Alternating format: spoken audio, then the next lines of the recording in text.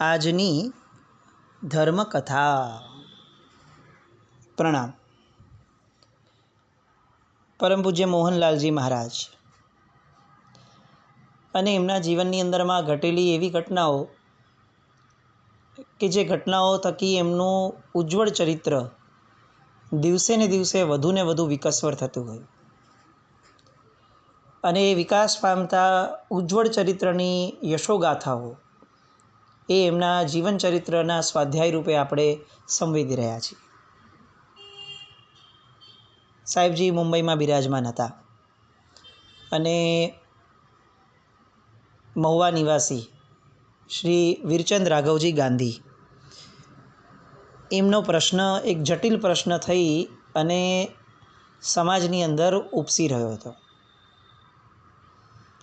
તેઓ વિવેકાનંદજીની સાથે શિકાગોની ધર્મસભાની અંદરમાં જૈન ધર્મના પ્રતિનિધિત્વને કરવા બાબતમાં ત્યાં ગયા હતા. આપણે ગઈકાલ સુધી જોયું કે સરસ મજાની શાસન પ્રભાવના થાય એવા સુંદર મજાના કાર્યો એમણે કર્યા, પરંતુ આપણો સમાજ કેટલેક અંશે હજી પણ પોતાની રૂઢિઓ એને પકડીને ઊભો હતો. અલબત્ત એમાં ખોટું છે એવું નથી. કેટલેક અંશે કેટલાક શાસ્ત્રપાઠો પણ એમનો જે વિરોધ હતો એ વિરોધને સપોર્ટ આપે એવા હતા.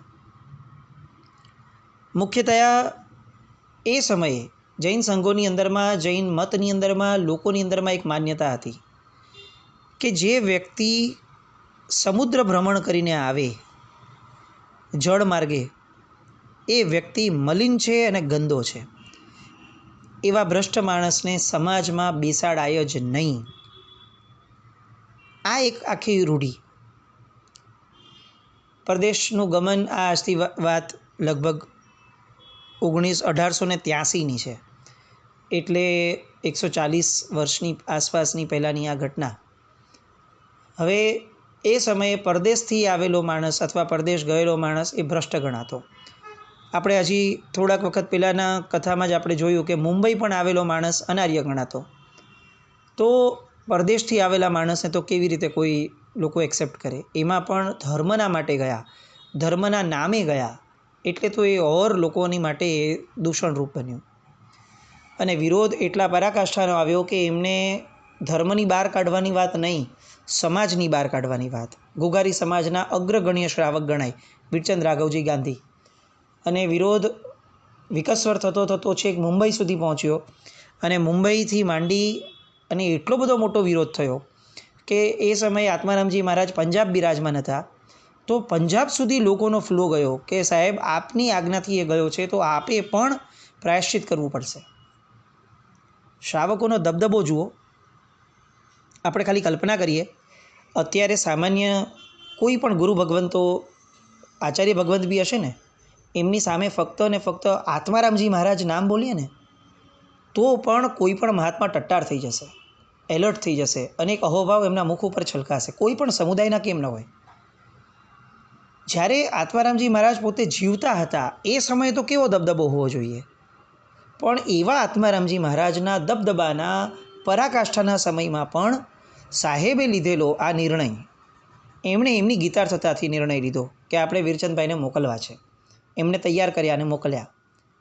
પણ આ માન્યતાવાળા વ્યક્તિઓનો દબદબો કેવો હશે કે છેક આત્મારામજી મહારાજ સુધી આ પ્રશ્ન ગયો એટલું નહીં, બહુ જ સ્ટ્રોંગલી ગયો. એ લોકોએ ગાંધીને સંઘ બહાર મૂકો આવી માંગણી સાથે વીરચંદ ગાંધીની બહિષ્કાર માટેની પત્રિકા બહાર પાડી. હું આ પત્રિકા વાંચું છું, એટલા માટે વાંચું છું કે આપણને ખ્યાલ આવે કે એ સમયનો વિરોધ કેટલી તીવ્રતાનો હશે અને એ સમયે વિદેશ જવાવાળા વ્યક્તિઓ માટે કેટલી ભયંકર એ સમયના લોકોની માન્યતા હતી. પત્રિકા છે મુંબઈ, તારીખ 9મી જુલાઈ 1893.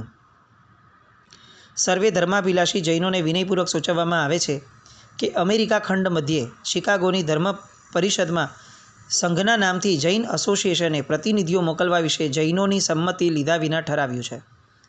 તેના વિરુદ્ધમાં જાણવા જેવી બાબતો હાલમાં બહાર આવી છે અને તેથી ઘણા લોકો નાખુશ છે. આ વાત હવે એટલી બધી પ્રસિદ્ધ છે કે તેનું વધારે વિવેચન કરવા હવે દરકાર રહેતી નથી. અને અમો આ નીચે સહી કરનારાઓ ખુલ્લી રીતે જણાવીએ છીએ કે જે 2 પ્રતિનિધિઓ શિકાગો મોકલવાનું ઠરાવ્યું છે તે અમોને તદ્દન પસંદ નથી, તેથી અમો તેને રદ કરીએ છીએ અને એ બાબતમાં અમારા જૈની લોકોની સંમતિ નથી. આ પત્રિકા નીચે 137 જણની સાઇન કરવામાં આવી હતી. 137 પ્રતિષ્ઠિત લોકોની સાઇન લેવામાં આવી હતી અને નીચે લખ્યું હતું કે વધારે લંબાણ થઈ જવાથી ફક્ત જૂજ એટલે કે સેમ્પલ જેટલી જ સહીઓ મૂકવામાં આવી છે. જરૂર પડીએ આના કરતાં ખૂબ મોટો આંકડો સહીઓનો નીચે રાખવામાં આવશે. આ પત્રિકાથી વાતાવરણ બહુ તંગ બન્યું. વીરચંદ રાઘવજી ગાંધીજીની તરફેણમાં વર્ગ ન હતો એવું નહીં, પણ એ વર્ગ બહુ નાનો હતો, જ્યારે વિરોધી વર્ગ સખત મોટો હતો અને છતાં પણ બંનેએ સામનો કર્યો અને તંગદિલી વધવા લાગી. એટલી બધી કલુષિત થવા લાગી બધી વાતાવરણની તીવ્રતા અને તંગદિલીઓ કે અંબાલા પૂજ્ય આત્મારામજી મહારાજને આ પત્ર ગયો અને હવે એમને પૂછવામાં આવ્યું કે આપનો આમાં અભિપ્રાય શું છે તે અમને જણાવજો. આવો શ્રાવકોએ પત્ર લખ્યો. સાહેબે તરત જ વળતો જવાબ લખ્યો કે શ્રી સંઘની આજ્ઞાથી જો શ્રી સંઘને એવું લાગતું હોય કે આ ખોટું થયું છે તો શ્રી સંઘની આજ્ઞાથી વીરચંદ રાઘવજી ગાંધીએ શત્રુંજય તીર્થની યાત્રા કરી લેવી જોઈએ અને પોતાનું પ્રાયશ્ચિત કરવું જોઈએ. એમણે માર્ગદર્શન આપતો બીજો એક પત્ર લખ્યો. એ પત્રમાં એમણે લખ્યું, विशेषतः बम्बई में मुनिराज श्री मोहनलाल जी महाराज विराजमान है. वे भवभीरू और जिनाग्ना के भंग से डरने वाले हैं, इसलिए उनकी सम्मति लेनी चाहिए और कोई अन्य गीतार्थ से पूछ लेना. अब मैं बहुत नम्रता से श्री संघ से विनती करता हूँ कि जो कुछ जिनाग्ना विरुद्ध अयोग्य लखाण हुआ हो तो सर्वश्री संघ मुझको माफ़ करे. આ રીતે આત્મવલ્લભ વિજયજી મહારાજ સાહેબે આત્મારામજી મહારાજે પત્ર લખી અને સંઘને જણાવ્યું. આ ઘટના પછી શું થયું ને એ આપણે જોઈએ એ પૂર્વે આ ઘટનાના વિશ્લેષણમાં જવું બહુ જરૂરી લાગે છે. એક જ વાર ફોરેન જતા માણસ માટે અને ફોરેનમાં જઈને જૈન ધર્મને રિપ્રેઝેન્ટ કરી અને એક ગુરુની આજ્ઞાથી ગયેલા વ્યક્તિ માટે પણ એ સમયના સંઘનો કડપ કેવો હતો. સંઘ ખોટો હતો, સાચો હતો, એ વસ્તુની મેટરમાં જવું એ આપણું કામ નથી. મુદ્દો એ છે શ્રી સંઘની કિંમત કેટલી વધી હતી.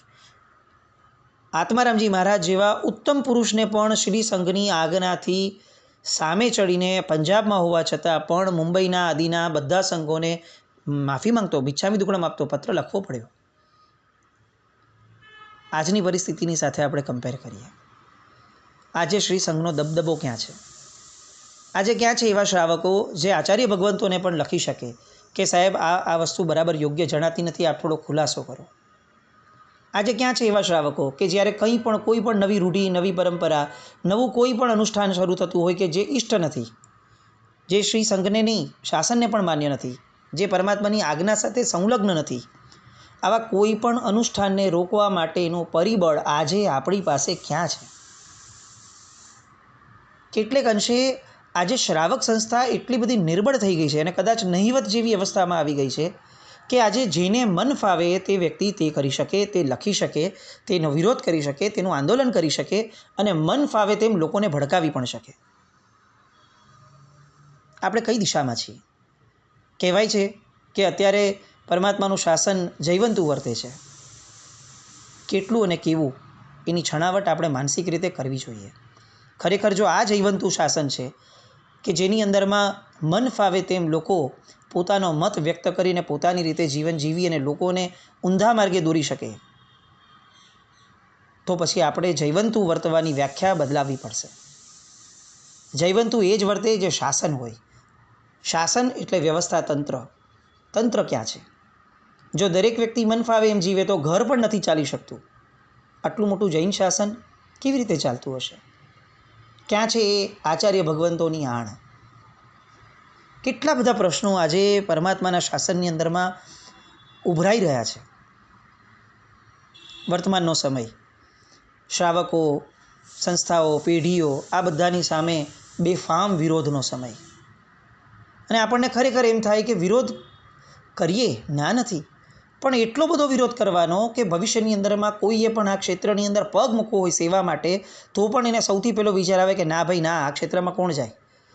સેવાના ક્ષેત્રમાં જવાથી ફક્ત ગાળો જ મળવાની છે. આ કોમન વાક્ય આપણને સાંભળવા મળશે. આપણે શું ઈચ્છીએ છીએ કે આપણી ભવિષ્યની પેઢી વિમુખ જ બને? અહીંયા પગ જ ન મૂકે. કોણ અપમાન ખાઈ અને સેવા કરવા આવશે? આ પ્રશ્ન આપણે આપણી જાતને પૂછવો જોઈએ. એક ઘરની અંદરમાં કે એક ગુરુ શિષ્યની પરંપરામાં પણ જો શિષ્યનું અપમાન ગુરુ કરી બેસે ને તો શિષ્ય પણ સામો પ્રતિભાવ આપતો થઈ જાય છે. તો એવા સમયે સાવ નવી પ્રજા જ્યારે આ ક્ષેત્રમાં કામ કરવા આવશે અને એનો બેધડક ફક્ત અને ફક્ત વિરોધના નામે વિરોધ થઈ રાખશે, સોશિયલ મીડિયાનો ભયંકર ઉપયોગ કરી અને સાવ નિર્માલ્ય કહી શકાય એવી દશાની અંદરમાં વિરોધોનો સૂર રેલાતો થશે, કોણ આ સંઘની સેવા કરવા માટે તૈયાર થશે? અને આની સાબિતી એ છે કે એક વીરચંદ રાઘવજી ગાંધી જૈન ધર્મને રિપ્રેઝેન્ટ કરવા માટે ગુરુ આજ્ઞાથી ગયા પછીથી ત્યારબાદ એક પણ વીરલો પાક્યો નથી કે જે જૈન ધર્મને વ્યવસ્થિત રીતે વિદેશોની અંદરમાં અથવા ક્યાંય પણ જ્યાં જરૂર હોય ત્યાં મૂકવા માટે હિંમત કરી હોય. આ નુકસાન કોને? વીરચંદ રાઘવજી ગાંધીજીએ જે કર્યું એ યોગ્ય હતું કે અયોગ્ય હતું એ નિર્ણય કે વિષય આપણો નથી. આપણો વિષય એ છે કે નુકસાન પરમાત્માના શાસનને થયું છે અને આ નુકસાનની ભરપાઈ કોણ કરશે? વડીલો જાગે, મોટાઓ જાગે, આવી બૂમાબૂમ કરવા કરતાં આપણે જાગીએ. જે જાગેલો છે ને એ જાગે તો બી ઘણું છે. સોશિયલ મીડિયા પર લોકોને જાગો જઈનો જાગો આવા મેસેજીસ કરી અને પોતે ઊંઘતા રહેવું નસકોરા ખાઈને, એ ધંધો પરમાત્માના શાસનના શ્રાવકને શોભે એમ નથી. બહુ કડક શબ્દો છે, પરંતુ ચોક્કસ હાલની પરિસ્થિતિઓ જે રીતે નિર્માણ થઈ છે તીર્થોને લગતા પ્રશ્નોને લઈને, એ જોતાં ખરેખર એવું લાગે છે સાચું ખોટું એ કેવલી ગમ્ય છે, પરંતુ આપણી નજર સામે વર્તાય છે કે આપણી આખી આવતી પેઢી આખાને આખા પરમાત્માના શાસનથી આ જ ઝઘડાઓના કારણે વિમુખ થઈ રહી છે. ક્યાંક તિથિના ઝઘડા, ક્યાંક તીર્થોના ઝઘડા, તીર્થ રક્ષાના નામે ઝઘડા, બસ ઝઘડા. શાસન ક્યાં જાય છે? મોહનલાલજી મહારાજ પાસે આ પ્રશ્ન આવીને ઊભો રહ્યો અને મોહનલાલજી મહારાજની વિચક્ષણતા કેટલી ગજબનાક હશે. અહીંયા આ બધી પરિસ્થિતિની ગંભીરતા મૂકવાનું કારણ જ એ છે કે આટલી હદની ગંભીર પરિસ્થિતિમાં પણ મોહનલાલજી મહારાજનું જ્યારે આત્મારામજી મહારાજ રેફરન્સ આપે છે ત્યારે એક જે શબ્દ લખે છે ને, હું ખરેખર કહું આપણા જીવનની અંદરમાં સૌથી શ્રેષ્ઠતમ ઇલકાબ જો કોઈ હોય, ખિતાબ જો હોય તો આ હોય કે આવા ઉત્તમ પુરુષો આત્મારામજી મહારાજ જેવા એ કોઈક વ્યક્તિ માટે એવું લખે કે મોહનલાલજી મહારાજ ભવભીરુ અને જીનાજ્ઞાના ભંગથી ડરવાવાળા મહાત્મા છે. આ કેટલી મોટી ઉપતિ છે. કેટલાક લોકોના પ્રશ્ન આવ્યા આ ચરિત્ર શરૂ થયું પછીથી કે મોહનલાલજી મહારાજ ખરેખર તપાગચમાં હતા? ખરતરગચમાંથી આવ્યા કે ન આવ્યા? આવ્યા તો એમને માથે ગુરુ કોને સ્વીકારેલા? બહુ જિજ્ઞાસાપૂર્વકના પ્રશ્નો છે, આનંદ છે, પણ મુખ્યતયા આપણી દૃષ્ટિ જરાક હજી વિકસવર કરવાની એ જરૂર છે કે મોહનલાલજી મહારાજ ભવભીરુ હતા. આપણે કયા સંપ્રદાયને ને કયા ગુરુને ને કઈ તિથિને વળગેલા છે ને એ મહત્ત્વનું પછીથી છે. વધારે મહત્ત્વનું એ છે કે આપણામાં ખરેખર ભવભીરુતા છે. અને મોહનલાલજી મહારાજ એ આત્મારામજી મહારાજની ચારણીએથી ચડાઈ અને આટલા જબરદસ્ત આગળ સિતારાની જેમ બુલંદી પર પહોંચેલા મહાત્મા. એમની આગળ પ્રશ્ન આવ્યો. સાહેબ માધ્યસ્થ ભાવી હતા. એ પોતે વીરચંદ રાઘવજી ગાંધી એ અરસાની અંદરમાં મુંબઈમાં હતા અને મોહનલાલજી મહારાજની પ્રવચનવાણીમાં વારે ઘડી આવતા. એ પછીથી એકાંતમાં આવીને પ્રશ્નો પણ પૂછતા. વીરચંદ રાઘવજી ગાંધીના વ્યક્તિત્વથી, એમની વિચારધારાથી ખૂબ સાહેબ પ્રભાવિત હતા અને સેમ વે વીરચંદભાઈ પણ સાહેબથી ખૂબ પ્રભાવિત હતા. એટલે અવારનવાર જ્ઞાન ચર્ચાઓને બધું થતું હતું. એવા સમયે એમની પાસે આ એમના પાલામાં બોલ આવ્યો કે સાહેબ હવે તમારે આ પ્રશ્નનું નિરાકરણ કરવાનું છે. અને મોહનલાલજી મહારાજ સૌથી પહેલું સ્ટેપ લે છે. એમણે વીરચંદભાઈને તાત્કાલિક ધોરણે આ ઉપાશ્રયમાં ફરીથી પગ ન, હમણાં જ્યાં સુધી પરિસ્થિતિ સોલ્વ ન થાય ત્યાં સુધી પગ ન મૂકવા માટે તાકીદે એમણે તરત જ એમને સમાચાર મોકલાવ્યા. આપણને એમ થાય કે આ તો અન્યાય ન કર્યો, પણ આ અન્યાય પણ ન્યાય માટે હતો. સાહેબના મનમાં એ દીર્ઘદ્રષ્ટિ હતી કે અત્યારે વીરચંદભાઈ જો અહીંયા વારંવાર આવે તો લોકોના મનમાં એ છાપ ઉપસે કે મારો જે પણ નિર્ણય છે it is driven by Virchandbhai.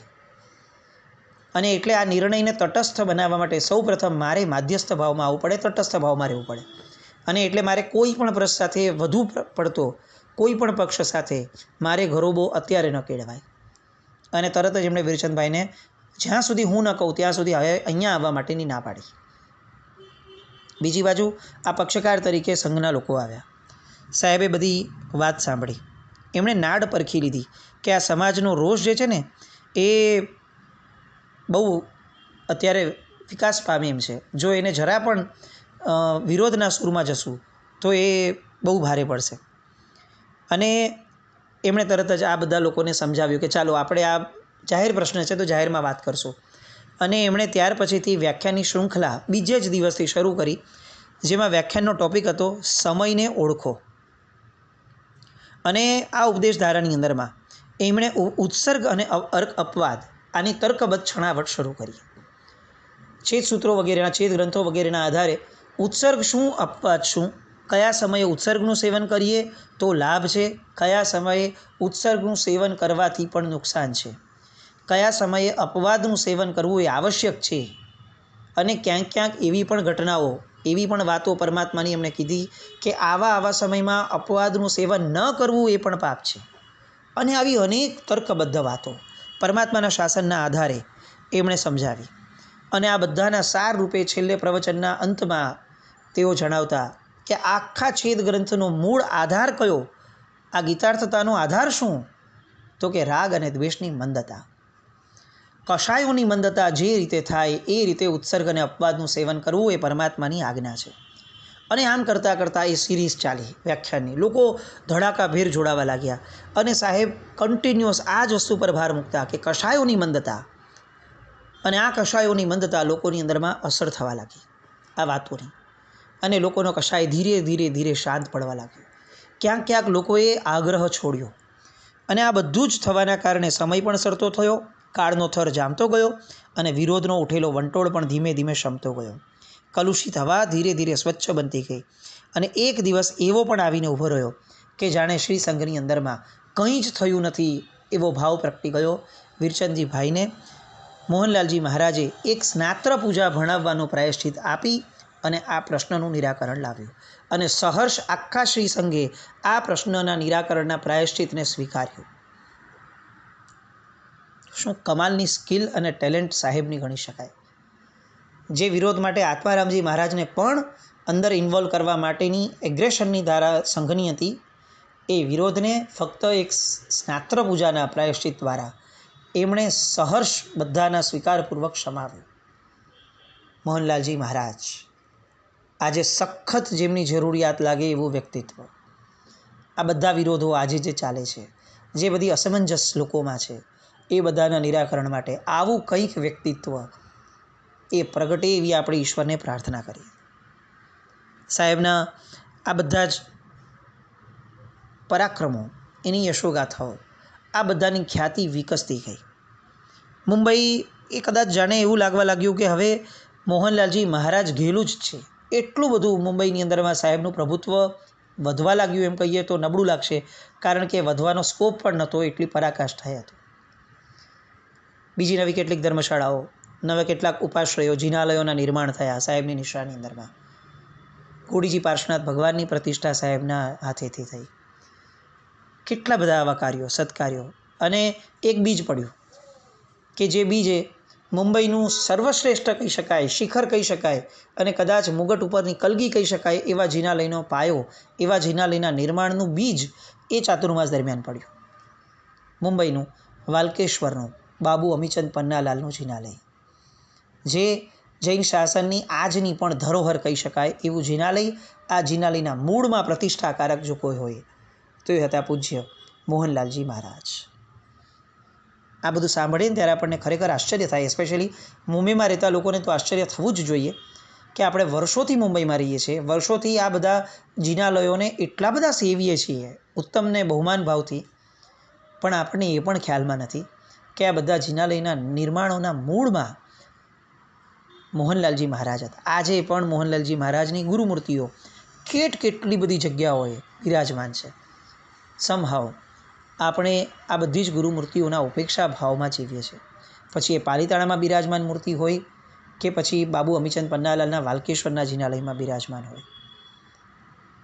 મોહનલાલજી મહારાજની ઉપેક્ષાનો ભાવ એ ખરેખર આપણા બધા માટે બહુ જ ઘાતક સાબિત થયો છે એમ કહી શકાય, કારણ કે આપણે બધા ફક્ત એમના નામથી નહીં, એમના કામથી પણ વંચિત રહ્યા. આજે એ કામની જાગૃતિ આપણામાં હોત ને તો કષાયોની મંદતા નામનો એ જે સમયે સાહેબે ટૉપિક લીધો હતો, સમયને ઓળખો, એ શીર્ષક હેઠળ એ આજે આપણે ઓળખી શક્યા હોત. સાહેબની આ બધી ખ્યાતિ પહોંચી રાજનગર, અને જૈન ધર્મનું મુખ્ય કેન્દ્ર એટલે કે રાજનગર હતું. બહુ જ રૂઢિચુસ્ત અને પરંપરાને સંપૂર્ણપણે પાડનારો એવો આ રાજનગરનો સંઘ. પણ આ સંઘના અગ્રણીઓ હવે મુંબઈ આવી પહોંચ્યા, અને મુંબઈ આવી અને મોહનલાલજી મહારાજને ભાવપૂર્ણ વિનંતી કરી. અને એ શાવકો લાલભાઈ દલપતભાઈ, શેઠ શ્રી જમનાભાઈ ભગુભાઈ, શેઠ મનસુખભાઈ ભગુભાઈ, આ બધા એ સમયના ટોપ કેડરના શ્રાવકો આવી અને ઝૂક્યા અને વિનંતી કરે છે કે સાહેબ, રાજનગરે શું ગુનો કર્યો છે. અને હવે આ રાજનગર, જે રાજનગરની અંદરમાં અનેકવિધ મહાપુરુષોએ જૈન શાસનનું રખોપું કર્યું છે, એવું આ રાજનગર. એ રાજનગરની અંદર સાહેબ પદાર્પણ કરે છે કે નહીં, અને કરે છે તો એ કઈ ધારા રાજનગર અને ત્યારબાદ સુરતના ચાતુર્માસમાં થાય છે, એ ધારા માટે ફરી આવતીકાલે મળીએ. જીન આજ્ઞા વિરુદ્ધ કંઈ પણ બોલાયું હોય તો મિચ્છામિ દુક્કડમ જૈનમ જયતિ શાસનમ.